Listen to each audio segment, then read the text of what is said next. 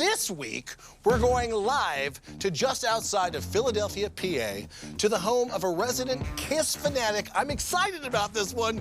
Brett Hamilton. Yeah, buddy. Yeah. I am a member of the Kiss Army, my friend. I'm excited.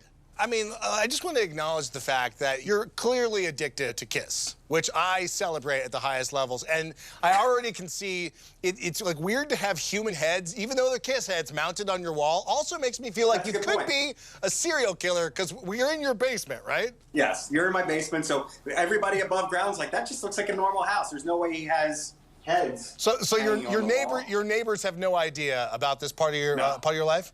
This is awesome. No, they have no idea. I don't share this with a lot of people, so to put it on TV is kind of a big deal for me. But I think one collector to another, they all like to see what the other person has managed to accumulate. It's not a huge collection, but the cool part about this collection is that there's a story to just about every piece. And for the most part, it's all vintage. So, as you know, Kiss tends to market just about everything. For me, growing up, you know, Kiss was kind of more of a superhero than it was a band. So it's kind of cool to look back on all that. You don't need to tell me about Kiss. I mean, I truly, I worship them, one of my favorite all-time bands.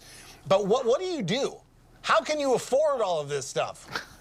Well, that's the cool part about this story. I worked in radio for 20 years and along the way made some cool contacts and didn't pay for what most would have to in order to get the access. The main thing that's like drawing me in is that Kiss pinball machine, which is something that I really wish I had, not just as a Kiss fan, but as a collector of pinball machines. That's like the holy grail, the unicorn.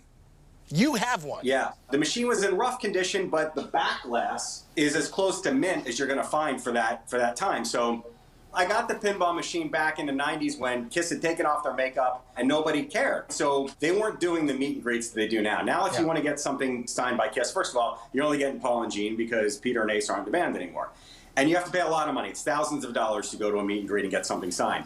So back in 96, when they came through the first time, I tried and tried with all the people I knew in radio, and there was like, they're not meeting anybody, there's no meet and greet or In 98, when they came back around again, the night before the concert, I remembered that Dickie Barrett from Mighty Mighty Boss Tones, we got to be friends over the years, and he was friends with Gene. So I called Dickie, going to see Kiss tomorrow, I really want to get this thing signed. And he's like, hang on. So he called Gene, and that fast, they called back and said, tomorrow night, we'll get it signed for you. So I spent the rest of the night constructing this, you know, cardboard box with foam in it and a top layer, and I just wanted to make sure that I was going to survive. So before the show, I went to the arena and I walked down the stairs and they walked in the dressing room and I'm kind of peeking like this and they signed it, they let it dry, they handed it back to me. So I was able to get all 4 original members to sign the back glass. I still couldn't believe it. It wasn't the show that I remembered, even after waiting all those years to see Kiss again. It was what's behind me right here, and it's pretty cool. So you're going to Kiss concerts where it's hard enough to like smuggle weed into a show, but you have a giant plate of glass. Yeah, I'm like going through security. They're like, "What's that?" It's just a vanity mirror. I like to see how I look all night. You know, I see a lot of memorabilia, and I have to say, Steve, I know you're a collector too. I am crazy envious of that pinball machine. That's a phenomenal piece, right? But I'm seeing something else with some Kiss stencils on it. What is that road case? Tell me the story. This is a crazier story than the pinball machine. In June of 2000, Butterfield's in Auction House took on the Kiss warehouse. And I'm watching this online, and it says road case, and I thought, that would be super cool. So I didn't read the description, because as soon as they launched the item, bid, takes 2 minutes, and then they sell it. I just thought I was getting a vintage road case, which, got to be honest, I mean, that's by itself. If there's nothing more to this, that's a pretty cool item from the 70s. For sure. I open it up to see what's inside, and there's a reel-to-reel player inside the road case. So right there, I'm like, this is incredible. This is probably from a rehearsal or maybe a studio or whatever. And I look closer, and there are 4 copies of Beth, but just the instrumental of Beth. It's the song minus his vocal. Wow. Meaning, this is what Peter Criss sang over every night when they played Beth during those shows in the early to mid-70s. Oh my God, this is so great. All right, when we come back, we're gonna find out if this one-of-a-kind piece of historic memorabilia, what it might be worth, and if Brett is willing to auction it off. And also, don't forget, we have an all-access pass to the Grammy Museum coming right up on Rock My Collection. Back in a second.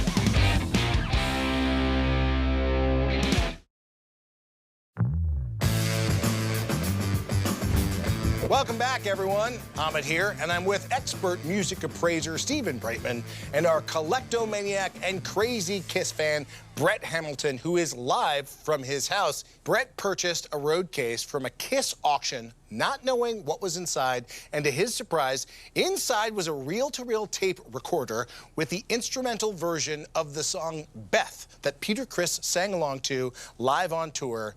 Now, this, to me, is phenomenal, but I'm curious what you think, Stephen.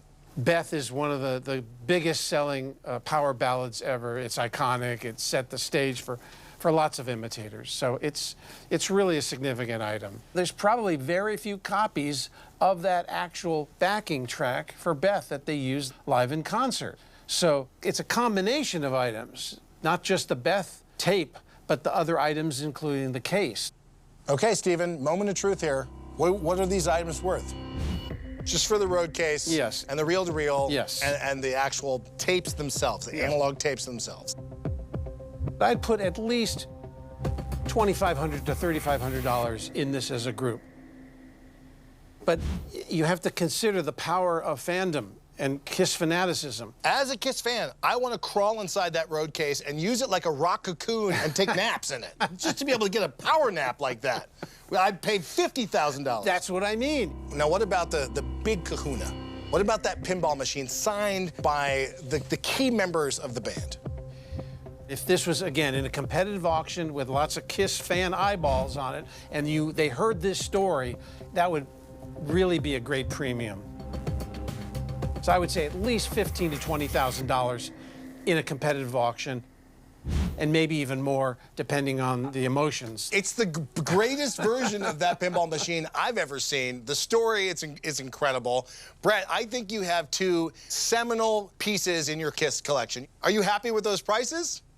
Yeah, I had no idea, and that's why I'm here, especially with the pinball machine. I've had some offers over the years for it, but it's nice to finally hear an expert say, hey, I think it's worth 10, 12, 15.